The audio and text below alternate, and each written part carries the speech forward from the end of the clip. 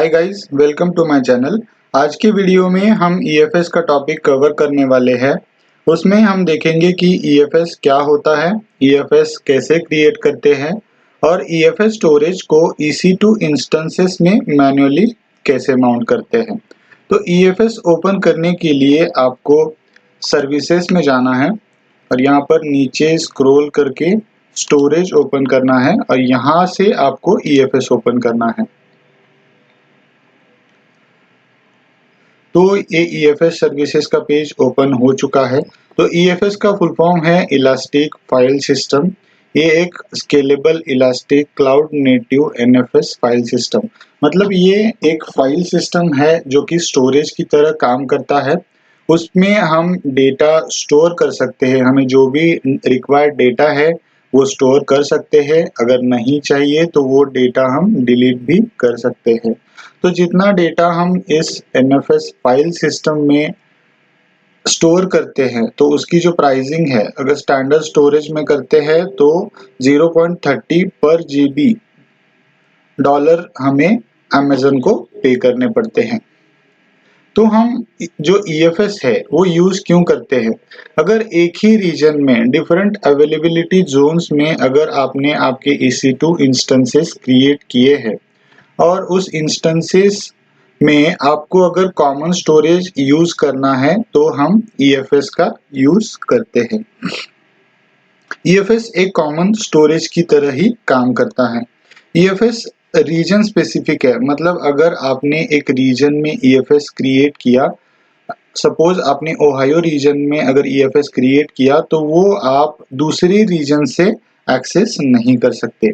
EFS create करते वक्त आपने जो भी सबनेट सेलेक्ट किए होंगे उस सबनेट में जो भी मशीनें हैं वही ईएफएस को एक्सेस कर सकती है, जो कि हम प्रैक्टिकल में देखने वाले हैं। और एक इम्पॉर्टेंट बात, ईएफएस लिनक्स मशीनों के लिए ही सपोर्ट करता है, विंडोज के लिए सपोर्ट नहीं करता। और ईएफएस जो सर्विसेज है वो सारे रीजन्स के लिए अवेलेबल नहीं है, कुछ स्पेसिफिक रीजन्स में ही ईएफएस यूज होता है। तो ईएफएस कैसे क्रिएट करते हैं? तो यहाँ पर हम देख सकते हैं create file system. Create an EFS file system with recommended setting including elastic throughput, lifecycle management and automatic backup. These settings are designed to optimize the price performance of the file system. मतलब जब हम file create करते हैं, EFS create करते हैं, तब कुछ recommended setting दी गई है ताकि जो हमारा कॉस्ट है वो कम हो। तो चलो देखते हैं कैसे हम ईएफएस क्रिएट करते हैं। तो उसके लिए हमें क्रिएट फाइल सिस्टम पे क्लिक करना है और यहाँ पर हमें ईएफएस का नेम देना होगा, जो कि हम देने वाले हैं डेमो ईएफएस। और अगर हम यहाँ से डायरेक्टली क्रिएट करते हैं तो जो भी रिकमेंडेड सेटिंग्स ऑलरेडी है उसके साथ हमारा ईएफएस क्रिएट हो जाएगा। और अगर कस्टमाइज सेटिंग के साथ अगर आपको ईएफएस क्रिएट करना है तो यहाँ पर हमें कस्टमाइज पे क्लिक करना है। तो यहाँ पे हम सेटिंग देख सकते हैं। तो यहाँ पर स्टोरेज क्लास जो है वो स्टैंडर्ड सेलेक्टेड है। दो टाइप्स के स्टोरेज क्लासेस यहाँ पर है, वन जोन और स्टैंडर्ड। तो मल्टीपल अवेलेबिलिटी जोन्स में हमें ये प्रैक्टिकल परफॉर्म करना है, इसीलिए हमें ये standard as it is select रहने देना है। जो बैकअप है वो ऑटोमेटिकली इनेबल्ड है और लाइफ साइकिल मैनेजमेंट रूल यहाँ पर लगा हुआ है। तो अगर हम डेटा स्टैंडर्ड स्टोरेज में स्टोर कर रहे हैं तो 30 दिन के बाद ये data automatically infrequent access storage में जाना चाहिए। तो ये यहाँ पर सेटिंग है। तो ये इंक्रिप्शन, डेटा इंक्रिप्शन के लिए भी यहाँ पर चेक मार्क है। तो यहाँ पर नीचे परफॉर्मेंस सेटिंग में ये दो है, इनहांस्ड और बस्टिंग। तो ऑटोमेटिकली इनहांस्ड सेलेक्टेड है। ये हमारे जो मशीन का परफॉर्मेंस है या ईएफएस का जो परफॉर्मेंस है वो फास्ट करने के लिए इनहांस्ड है। और यहाँ पर ये ऑप्शन इलास्टिक जो रिकमेंडेड है वो हमें इसी को रहने देना है ताकि हम जितना स्टोरेज चाहे यूज कर सके। तो यहाँ पर हमें नेक्स्ट पे क्लिक करना है। तो नेटवर्क सेटिंग में हमें ये वीपीसी है जो बाय डिफॉल्ट यहाँ पर सेलेक्टेड है। और यहाँ पर अवेलेबिलिटी जोन हम देख सकते हैं, ओहायो रीजन में 3 अवेलेबिलिटी जोन्स है वो ऑटोमेटिकली यहाँ पर सेलेक्ट हो चुके हैं। और उसके लिए जो सिक्योरिटी ग्रुप है वो यहाँ पर जो डिफॉल्ट सिक्योरिटी ग्रुप है वो सेलेक्टेड है। यहाँ पर हमें नेक्स्ट पे क्लिक करना है और यहाँ पर हम पॉलिसीज लगा सकते हैं जेसन का यूज करके। तो इस प्रैक्टिकल में हम ये नहीं करने वाले हैं, तो हमें नेक्स्ट पे क्लिक करना है। तो यहाँ पे हमने जो भी सेटिंग्स सेलेक्ट की है यहाँ पर हम एक बार रिव्यू कर सकते हैं, फाइनल रिव्यू। और यहाँ पर हमें क्रिएट पे क्लिक करके EFS क्रिएट करना है। तो यहाँ पर देखिए जो डेमो EFS हमने क्रिएट किया है वो यहाँ पर फाइल सिस्टम स्टेट अवेलेबल आ चुका है, मतलब मेरी ये जो EFS है वो यूज होने के लिए रेडी है। तो अब हम देखते हैं इसे EC2 इंस्टेंसेस से कैसे माउंट करना है। तो उसके लिए हमें यहाँ पर सर्विसेज में जाना है और EC2 ओपन करना है। तो मैं एक नए टैब में खोल लेता हूँ, हमें इस पेज को ओपन करना है।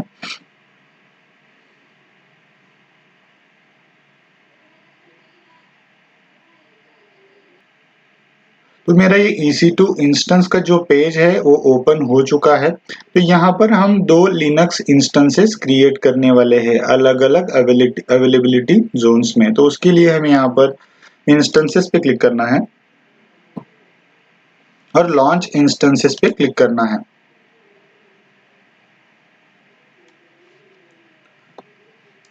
तो यहाँ पर हमें मशीन का नेम देना होगा। तो यहाँ पर मैं नेम देता हूँ machine1। और यहाँ पर हमें जो Amazon Linux ये जो मशीन है वो हमें सेलेक्ट करना है। और यहाँ पर मशीन का नेम आ चुका है Amazon Linux 2023 AMI। तो हमें नीचे स्क्रॉल डाउन करके यहाँ पर इंस्टेंस टाइप T2.micro जो फ्री टियर है वो सेलेक्टेड है। और यहाँ पर हमें की पेयर मैंने पहले से ही क्रिएट करके रखा है, तो मैंने machine1 इसे सेलेक्ट करता हूँ। और यहाँ पर नेटवर्क सेटिंग में ये सबनेट है no preference default subnet in any availability zones, मतलब ये ऑटोमेटिकली अवेलेबिलिटी जोन पिक करेगा। तो यहाँ पर हमें एडिट करके अवेलेबिलिटी जोन सेलेक्ट करना है। तो हम डिफॉल्ट की भी साथ जा सकते हैं, वो ऑटोमेटिकली पिक करेगा, बट यहाँ पर हम सेलेक्ट करने वाले हैं। और यहाँ पर नीचे आके सिक्योरिटी ग्रुप नया जो क्रिएट कर रहे हैं उसमें SSH ये पहले से ही लगा हुआ है। तो हमें EFS एक्सेस करने के लिए एक बहुत ही इम्पोर्टेंट रूल ऐड करना ही होगा। अगर हम वो रूल ऐड नहीं करते तो हम EC2 इंस्टेंस में EFS एक्सेस नहीं कर सकते हैं। तो हमें यहाँ पर ये जो NFS है यहाँ पर हमें NFS को सेलेक्ट करना है। तो यहाँ पे देखिए NFS ये आ चुका है और पोर्ट रेंज 2049 यहाँ पर आ चुका है। और हमें ये जो सोर्स है उसमें ये 000 हमें सेलेक्ट करना है ताकि हम इस मशीन में EFS को एक्सेस कर सके। बाकी सेटिंग एज इट इज रख के हमें लॉन्च इंस्टेंस पे क्लिक करना है। तो यहाँ पर मेरा जो पहला इंस्टेंस है वो क्रिएट हो रहा है। तो ये होने के बाद हम हमारा जो सेकंड इंस्टेंस है वो भी क्रिएट करने वाले हैं। तो फिर से हमें इंस्टेंसेस पे क्लिक करना है और यहाँ पर लॉन्च इंस्टेंस पे क्लिक करना है। यहाँ पर हमें नेम देना है machine2। यहाँ पे नीचे आके Amazon Linux हमें सेलेक्ट करना है और सेम हमने जो की पेयर फर्स्ट मशीन के लिए सेलेक्ट किया था उसे हमें सेलेक्ट करना है।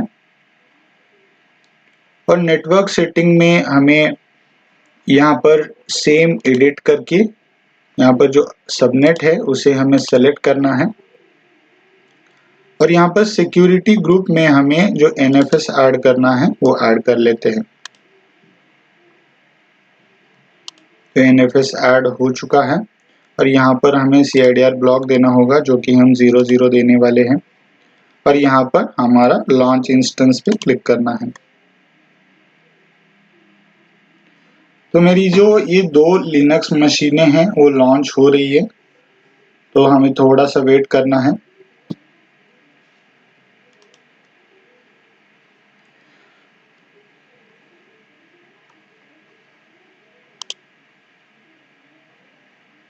तो यहाँ पर ये दोनों और यहाँ पर रनिंग आना चाहिए और यहाँ पर 2x2 चेक पास्ट आना चाहिए। तो ये आने के बाद हम इस लिनक्स इंस्टेंस को कनेक्ट करेंगे। थोड़ी देर वेट करने के बाद हमें यहाँ पर रिफ्रेश पे क्लिक करना है। तो मेरी जो फर्स्ट मशीन है वो यहाँ पर 2x2 चेक पास्ट आ गया है, मतलब हम इस इंस्टेंस को कनेक्ट करते हैं। तो हमें यहाँ पर मशीन 1 ओपन करना है और पुट्टी के थ्रू एक्सेस करने के लिए हमें इसका पब्लिक आईपी है वो कॉपी करना होगा। और मैं यहाँ पर पुट्टी ओपन करता हूँ।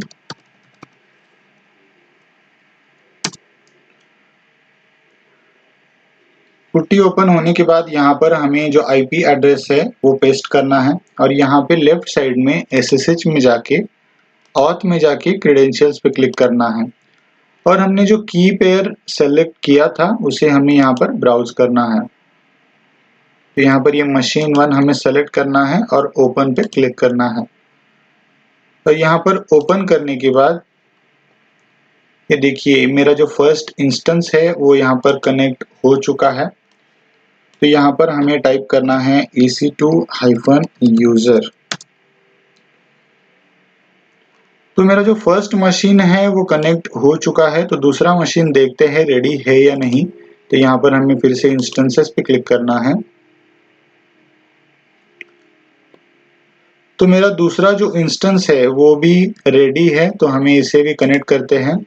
तो यहाँ पर दूसरा जो इंस्टेंस है ओपन करना है, इसका पब्लिक आईपी कॉपी करना है और पुट्टी ओपन करके हमें पुट्टी के थ्रू इसे एक्सेस करना है।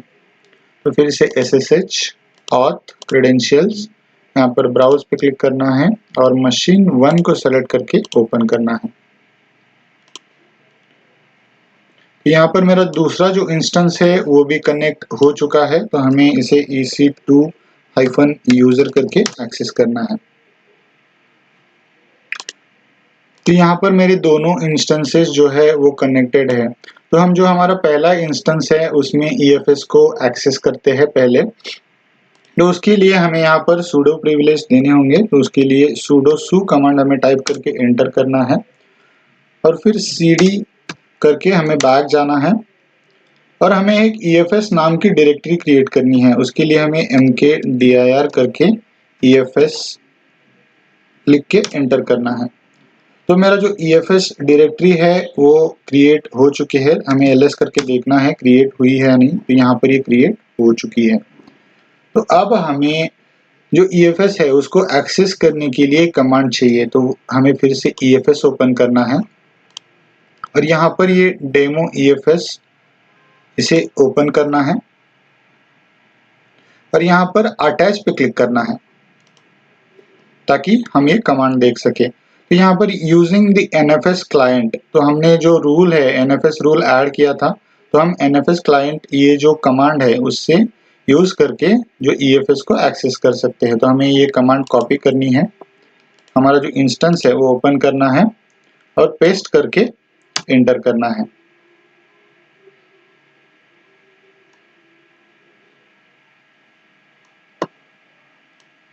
तो देखिए मेरा ये कमांड सक्सेसफुली रन हो चुकी है, मतलब अब हम EFS एक्सेस कर सकते हैं। तो हमें cd EFS टाइप करना है चेंज डायरेक्टरी और हमें ls करना है। तो देखिए यहाँ पर अभी कुछ भी नहीं है। तो EFS में हम कुछ फाइल्स क्रिएट कर लेते हैं। टच फाइल 1 फाइल 2, ये टच जो कमांड है वो फाइल क्रिएट करने के लिए है। तो आपको मल्टीपल फाइल्स भी हम यहाँ पर दे सकते हैं। तो हमें एंटर करना है। अब ls करके देखते हैं।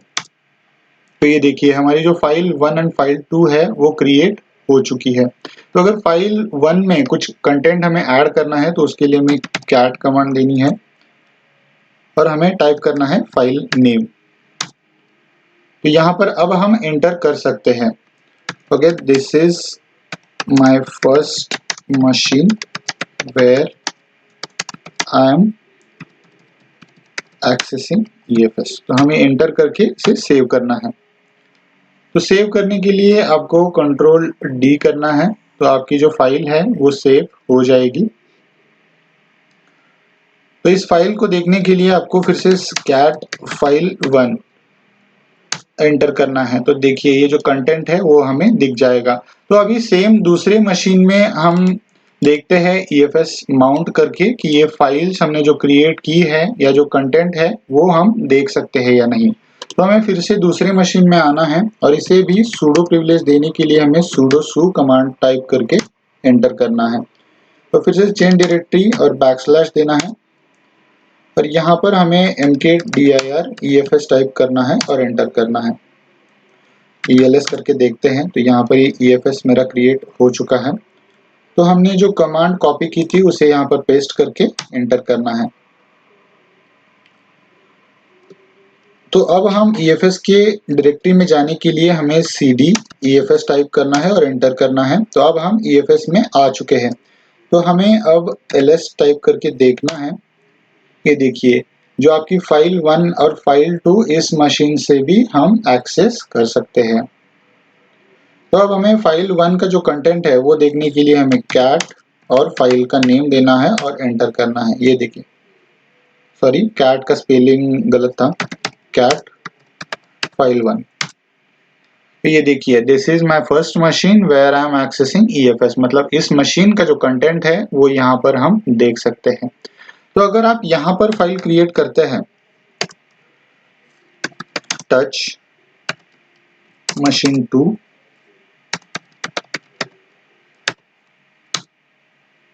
ls करते हैं तो यहाँ पर ये जो मेरी मशीन 2 है वो क्रिएट हो चुकी है। अब यहाँ पर देखते हैं ये मशीन 2 यहाँ पर आई है या नहीं। तो हमें ls करना है सिंपल। तो देखिए ये जो मशीन 2 जो हमारा जो फाइल है वो यहाँ पर आ चुकी है। तो गाइज ये था हमारा EFS का प्रैक्टिकल। अगर हमें मल्टीपल अवेलेबिलिटी जोन्स में जो हमारी फाइल्स है, सॉरी जो मशीनें हैं, उसको अगर हमें कॉमन स्टोरेज यूज करना है तो हम EFS यूज कर सकते हैं। तो गाइज ये था हमारा प्रैक्टिकल। वीडियो को लाइक करना और चैनल को सब्सक्राइब करना मत भूलना। Thank you.